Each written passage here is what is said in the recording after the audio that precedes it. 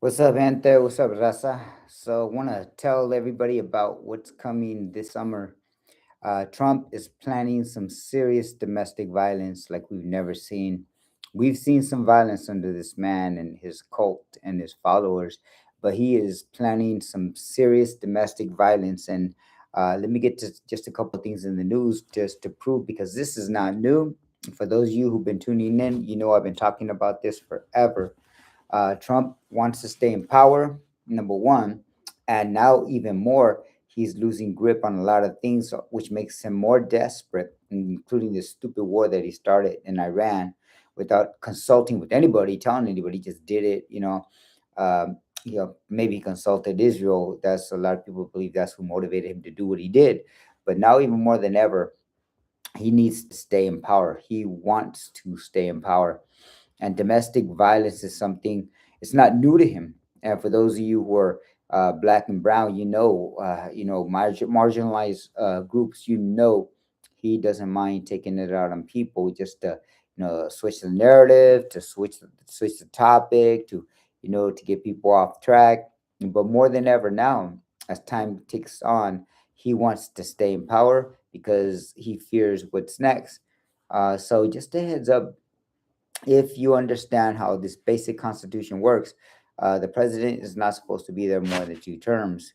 Now, this government and constitution that we live under supposedly has 3 branches of government: the legislative branch that makes the law, the executive branch that enforces the law, that's Trump, and the judicial branch, which interprets the law. And what we've seen is the judicial branch and the legislative branch give Trump everything he wants, everything, literally. He's allowed to do just about anything he wants, and it's a 63 count there, so 6 judges, all conservative right wingers, against 3 women for the most part. uh, Puerto Riqueña, an African American woman, and a woman named Kagan. So they're all 3 women, right? And so they're outnumbered. The Supreme Court has given him so much leeway to do as he pleases, and he knows that. The legislative branch, it's a cult on the right wing. I'm not even going to hide it, you guys. I'm not even going to sugarcoat it. The Republican Party, your party, has been hijacked by a cult, by a racist cult with a racist agenda, and they've been carrying out their agenda. This doesn't mean that the Democrats, under especially Kamala Harris and especially Biden, would have not done some crazy things themselves, because they created or started a new genocide that didn't have to happen in Palestine. They funded it and they didn't back off. So obviously their track record wasn't good. So here we get this crazy madman, Trump, who's trying to stay out of prison, who wants to enrich his buddies and his friends and his family, which he is, by the way, he is. He's enriching all these people. Uh, and he knows that the only way he can stay in power is to cancel the elections, declare a national emergency, and cancel the elections. He'll have the support not just of the legislative branch, who is his party, but also the Supreme Court, which has given him the okay to take, these extraordinary powers. Are called, executive powers. And a lot of this stuff has been tested, but not to this extent, not to this point. Sadly, I did a video on the Voting Rights Act, and how in 1965 Voting Rights Act that pretty much gave people the right to vote, and put up all these barriers against discrimination and racism in the southern states specifically, and really all over. They've been done away with. Those laws have been done away with. Donald Trump knows that. Gerrymandering, I know a lot of people are hearing about gerrymandering. What the heck is that? Gerrymandering is where you basically cut out your district, where the politicians choose the voters. Let me put it that simply. Politicians choose the voters and not the other way around. So gerrymandering is something that's been going on. And for a long time, gerrymandering was allowed as a political issue, but not as on based on race. As of 2 weeks ago, a couple weeks ago, the Supreme Court said that you could do that now, and that's why a lot of, especially African Americans in the South and in the North, but specifically, they're looking at the system and saying, "What the hell just happened here?" It wasn't too long ago people could be denied, anything based on race, including the right to where they could live and the right to where they can vote, how to vote, and well, that's been taken away as well. So This Supreme Court is on the side of Trump and will be on the side of Trump. They don't care. They want to see him as um, the executive king, if you want to call it that. It's called the strong executive theory, where basically, the executive branch has all the power, legislative branch and everybody else pretty much follows their lead. So much for no kings, right, in America. So much for breaking away from England to avoid kings. And now he's gotten himself into trouble. And I'll say this again: if it wasn't for his stupidity, his incompetence, his inability to control himself, he's like a child, right? And this is a madman. If it wasn't for his stupidity and incompetence, I think things would have been worse. I think things would be worse right now. This crazy man, he doesn't know things. He doesn't know history. That's why when he went to China, he doesn't know what the hell he's talking about. That's why when he goes to the Middle East, other than money and oil, he doesn't know what he's talking about, right? And so he just makes it up as he goes along.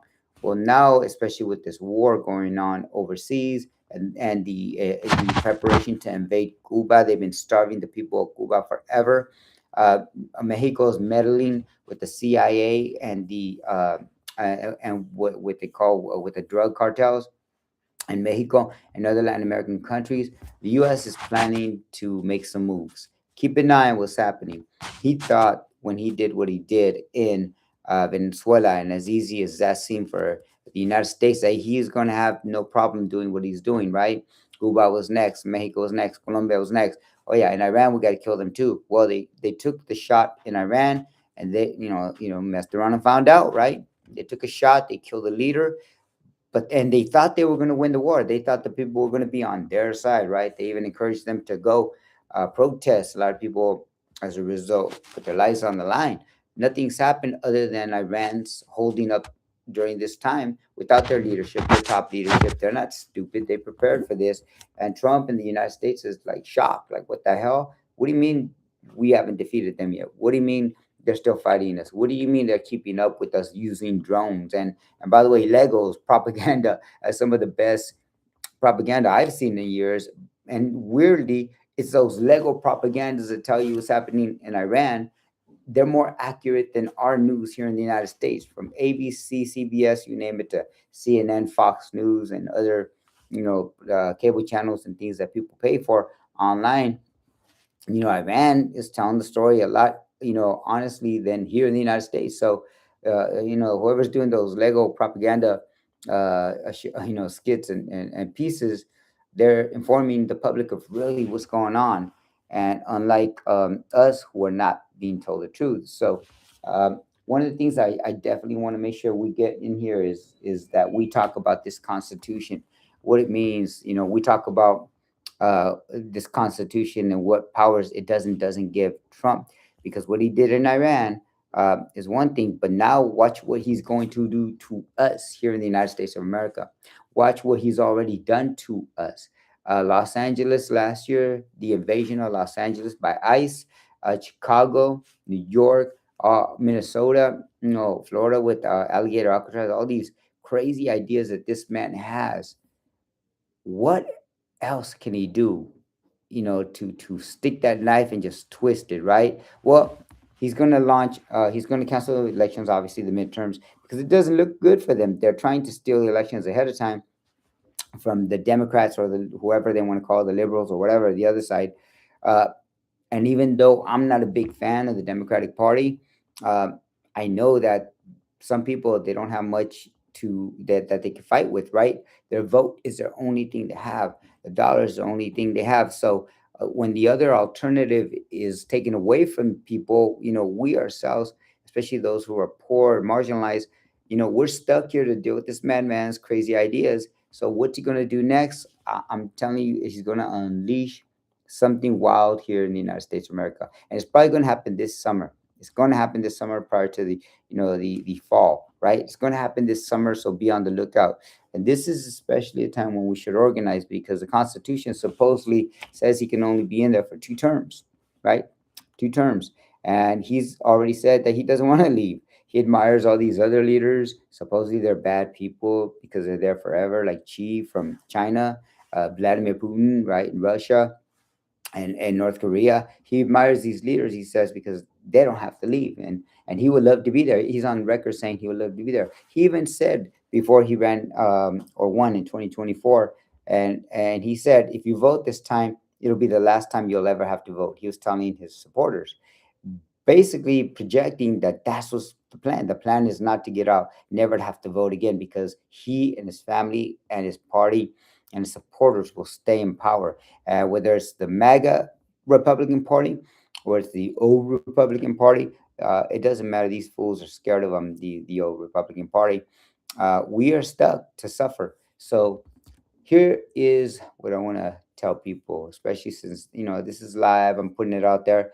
What do we got to do, gente? What do we got to do, people? First of all, educate yourself. If you still don't know the difference between what is the three branches of government that I described, the legislative branch, the executive branch, or the judicial branch, please get to know that that's important. It's a very simple concept. Three branches of government. The people don't control any. Supposedly, supposed to be for the people, by the people, right? Congress and Senate, they're elected by the people directly, and then you have the president, who is supposedly from the people, not from the military. That's gone away. And then you got a Supreme Court that supposedly represents the people. We have not seen that. That's one I would argue we really haven't seen it. Recently, they put people of color there, but that doesn't mean anything. But people understand those basic three parts of this government are right now have been hijacked, have been taken over. So that's understand that. So let's educate ourselves. Is it a little civics lesson that we need? Yes, yes.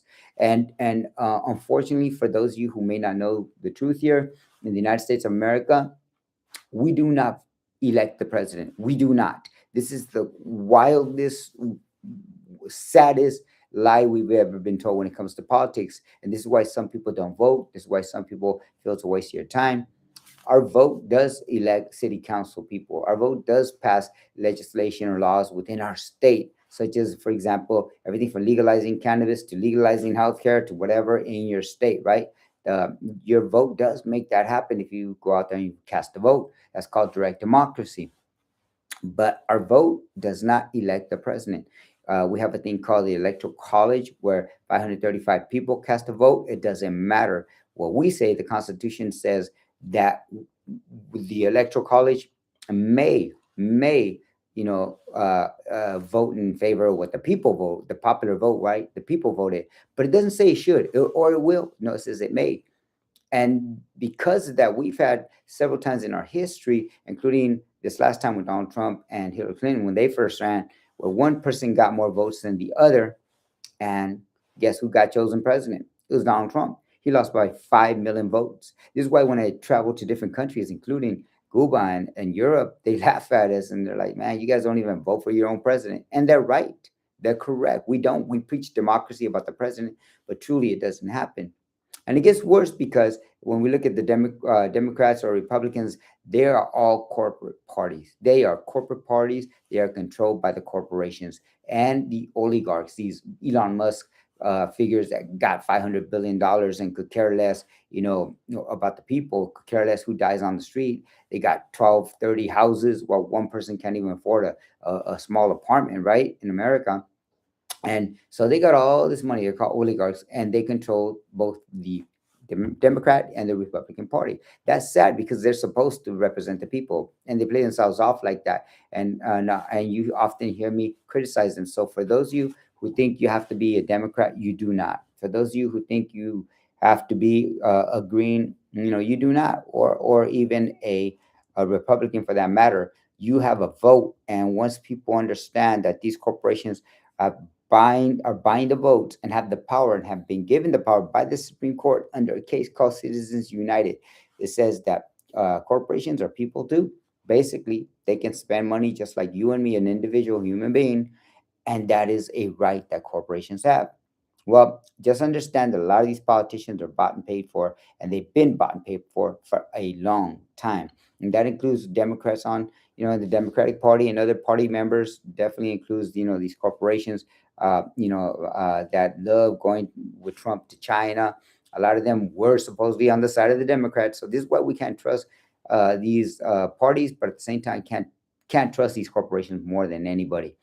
At least when we vote, we could vote for a Democrat, a Republican, a Green, or even La Raza Unida, for example. They used to run candidates. Or we could vote PSL, or you can have the Working People's Party, because in New York, you have several parties that you could vote for, libertarian, but we have that power unless we truly know the issues, and unless we do our research and find out who's going to be controlled. Then you're never going to be able to vote for what truly you want, because you won't know what's quote unquote the lesser of the two evils. And I'm going to be doing the whole thing on the lesser of the two evils later.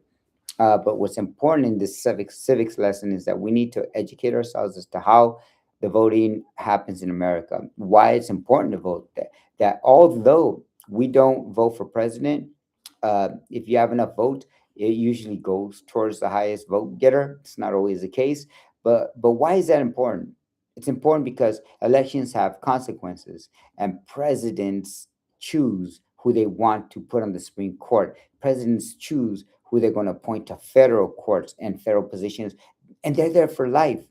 People don't understand this, but they're there for life. Now that's a whole different discussion. Should they even be there for life? Mexico got rid of that. They're like, no, that should be a decision by the people, not by the Supreme Court, or the leaders, I should say, right? The presidents. So in our case, they're there for life. They're making policy and law for the last 50 years. For those of us who've been alive 50 years or above, we know there was some rights that have been recently taken away, like the voting rights that I just mentioned. A lot of the people who got those rights under the civil rights movement because of Martin Luther King Jr. and the other leaders, right? Those rights are taken away. Women's right to choose, whether you agree with abortion or not, that was a right that was taken away not too long ago. And then also when it comes to money and elections, those are rights that we used to, were headed in the right direction, where you couldn't just spend money. And then the Supreme Court comes along and says, no, corporations are people too. So this is why we need to get involved with voting and flex that muscle, that electoral, muscle, that voting muscle. But it won't do any good, not a bit of good, if we don't know uh, what's really going on, if we don't know about the issues, or if we don't take the time to read about what's going on in our communities. And I say specifically because California, the West Coast, is different than the East Coast, Southern Texas, or Minnesota, Chicago, right? Or somewhere in the Midwest. Colorado is very different. We all have similarities, but for the most part, our backyards are very different. So you need to research, because what you see, say, on the ballot might be a Green Party member. Nobody knows him. Take, for example, Butch Ware. Butch Ware is running with the Green Party. He has purposely been kicked off the ballots by the Democratic Party. I say Democratic Party because that's what they do here in California. Democratic Party has control forever. We could have some options to get him elected. He's great on a lot of these issues, but unfortunately, without those billions of dollars, that, and literally billions, that both the Democrats and Republicans control, Butch Ware is having a hard time, getting on the ballot first, and two, now staying on the ballot. It's my understanding the only way you can vote for him is as a write-in. So we do have to become aware of what's happening. And if we can't vote for a Butch Ware, if we can't vote for somebody that ideally would make the perfect candidate, we have to think scientifically. How do we vote? Mathematically, what makes sense? Because when you vote, there's going to be a time where it doesn't matter how you vote. It's a red state or a blue state. The vast majority of the people vote this way. And I'll be doing a whole video on the California governor's race involving Javier Becerra, who currently leads the Democrats. I'll be talking about why it's important for people to vote, but also I'm going to be taking a position on that, because I think it's important for people not to stay home. And yes, this is the lesser of the two evils, but this is a science. It's called political science, right? It's called social science, but political science specifically.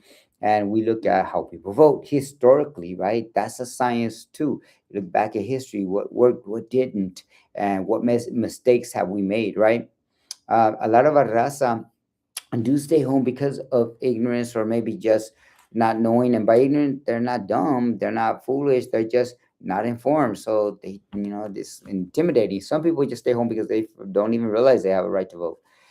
But that's important as we go forward. And I I'm taking time to talk about this today because we, like I said, we have a madman in the White House, not planning to leave. He is not planning to leave the White House. He's looking for a way, and they have been planning for a way for him to stay there, whether it be him trying to stay a third term, which is not allowed under the Constitution, or whether it's him declaring a national emergency or doing something wild, the domestic terrorist act here within the borders of the United States of America. Not like he hasn't already done this, right?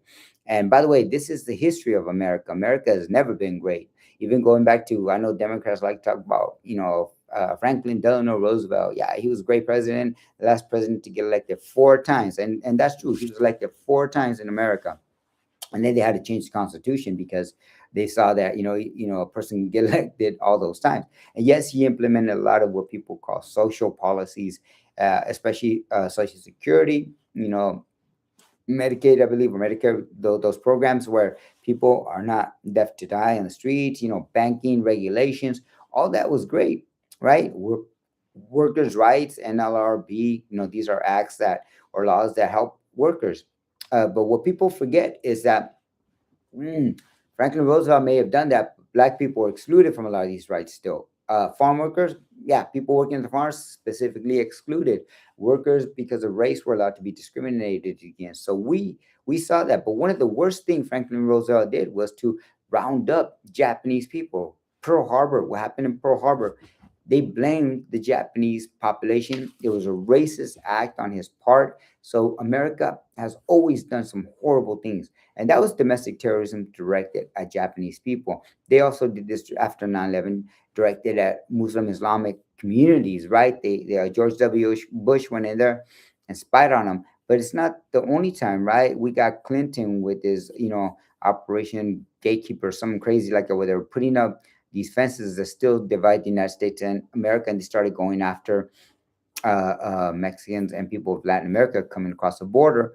And you could even go as far as Operation Wetback. I hate that word. Y'all know I hate it, but that was a real military operation instituted in, like, I think, 1952 with Eisenhower. But that wasn't the first time. It happened even in the 1900s. I think under Wilson and all those. So this country has carried out terrorism many times, domestic terrorism aimed at people because of their race, religion, many times. So this wouldn't be the first time. Why I think it's so important though is because I don't, I sure it wouldn't be the first time, but I think it's going to be a little crazier, wilder. And I say that because this man, like I said, is nuts. Donald Trump, this fool is crazy. He's incompetent, but he's crazy, and that's a dangerous, combination because he's got the literal combination numbers to the nuclear weapons, right? He's got access to the military. He'll be the one who to issue direct orders to not just soldiers but deputize everybody from the police officers, social sheriff's officers, I should say, police officers, all the way up to ICE and in between the FBI, federal, and he will do that. And there's a lot of people, white supremacists, yes, white supremacy. He didn't get there just because people were mad about the economy. Yeah, that's a big part of it. But white supremacists love him. They love him. That's his base. Why do you think he went after and promoted mass deportation, right? When he ran the second time, why do you think he went after people, especially people coming across the Mexican border? Because he's a white supremacist. There's no ifs or buts about it. But the fact that he controls all this power and has the power to not just punish people but kill people, that's a scary thought. And I don't see this fool leaving, not peacefully. You know what happened last time he was in power? He lost the election to Biden. He was trying to steal it back, and then he also had January 6th. Sure enough, that was planned, an insurrection. I mean, that's literally a law where you can't go against an election. Whether you like Joe Biden or not, that's not the point. The point is Donald Trump called for an insurrection, and it happened. Luckily, he didn't stay a second term. Unfortunately, the Biden administration was incompetent themselves, and those fools didn't do a lot that they could have done, including Obama, going back to Obama for that matter.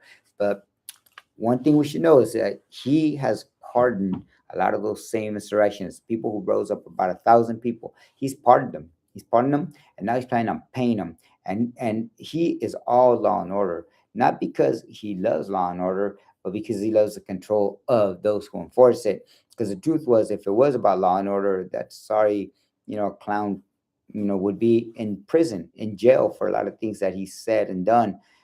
His kids would be there too, because they're banking and getting rich during this time. They're grifters. That whole family is from the boys to the little baron, the little punk who should be out there fighting, right? If anybody should be sent to war, it should be that little punk. He's not a little boy, he's a grown man. They're all grifters. They are grifters.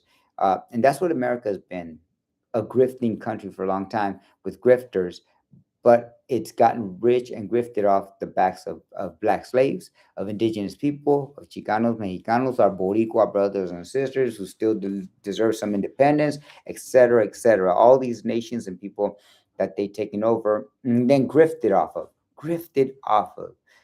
So, with that said, I simply want people just to keep in mind we are looking at a hot summer. We're looking maybe at a crazy fall because this crazy man in the White House is not leaving peacefully. He's been proven to do that. And now, even worse, because the stupid war he started, because of his plans to, he had already had plans to collapse and invade Cuba. And they've been doing that for like the last 60 something years economically, and that's something I'll be talking about later on again, because Cuba should not be as poor as it is. The only reason it is poor as it is not because of the communist government, Fidel Castro, or anybody else. It's because the United States has purposely choked that country, prevented things from going in and going out. Only recently, right, did the United States enforce it against Mexico, who was sending oil to Cuba, to stop. Mexico is still sending food and aid, but only recently did Mexico have to stop because the people were depending on oil from Mexico, from Venezuela, and Trump has had it out for Cuba. So this is not new, but this crazy man is up to no good, and we should expect no good. So let's organize. Let me. I was going down before I went sideways here on a tangent. Let's organize. Number one, let's organize. Let's educate ourselves about what's really going on. Let's put away some of these petty differences for a lot of you out there who are organizers.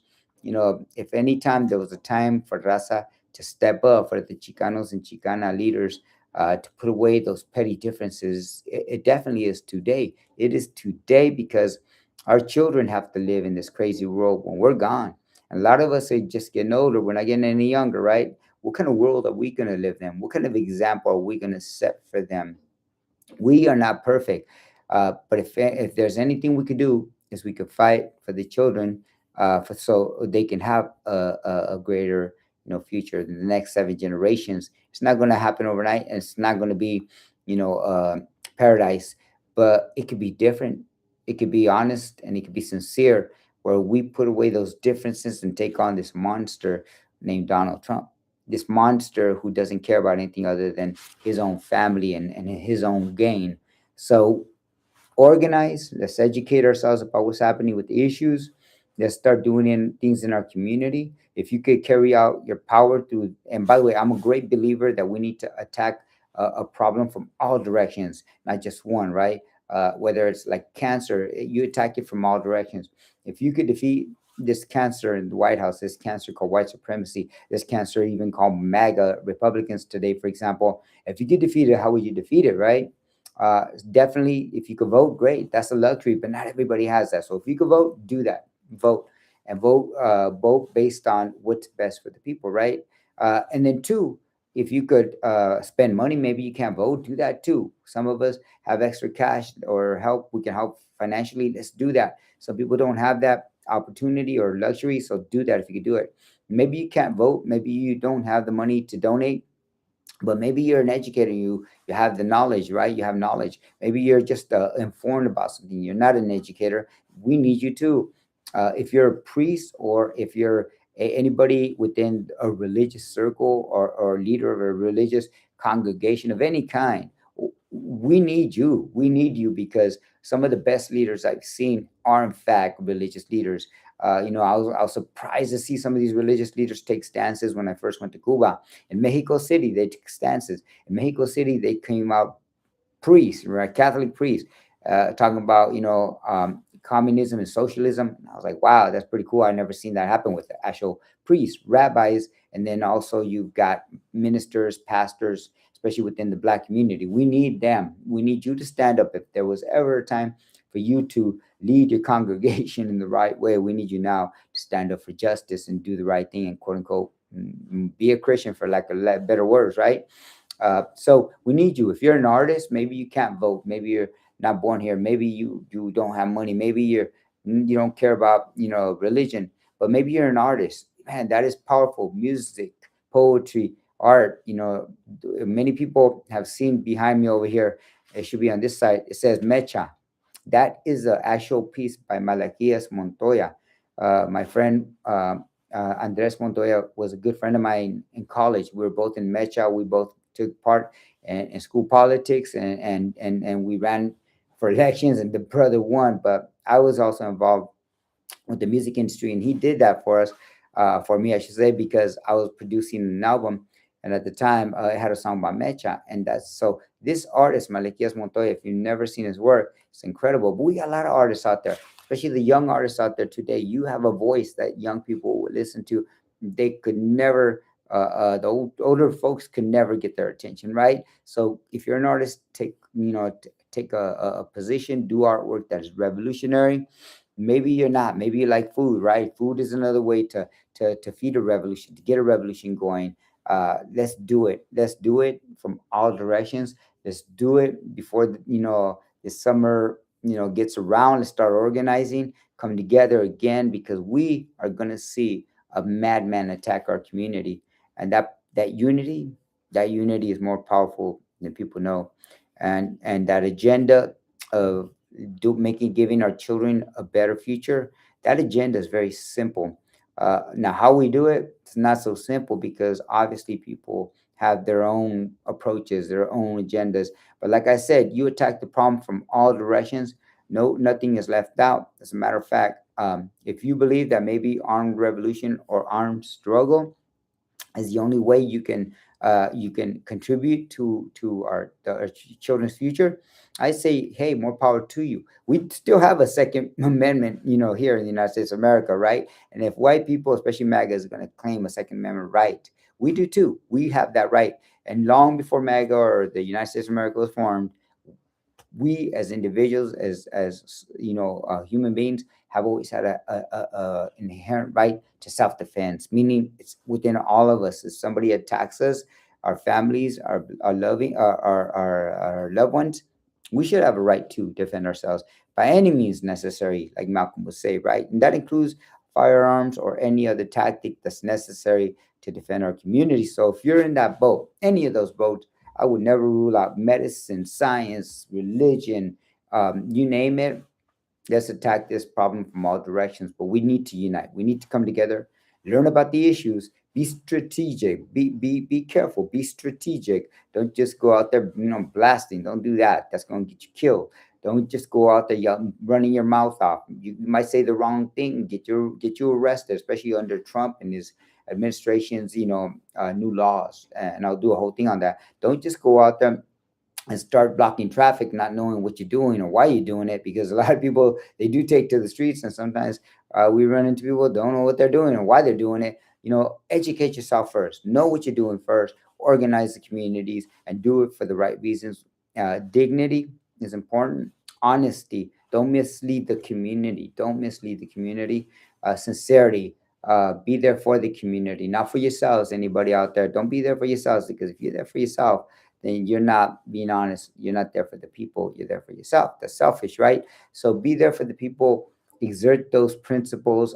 Come together. Not everybody has to be a Brown Beret or Mecha or La Raza Unida or United Farm Workers. No. Not everybody has to be in a lowrider car club or even a gang, for that matter. By the way, the gangs are not necessarily a bad thing. We need to incorporate them as well into our movement. And so when we come together, let's do it for the right reasons, and let's do it for the right people, which is our children.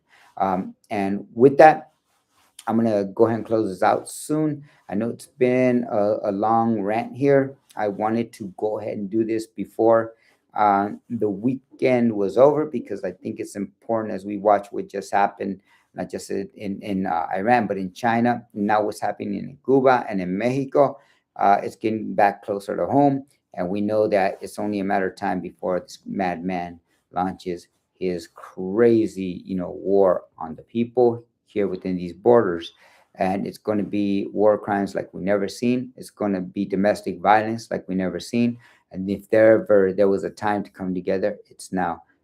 Okay, que viva la raza. Oh ho! All power to the people. I'm out.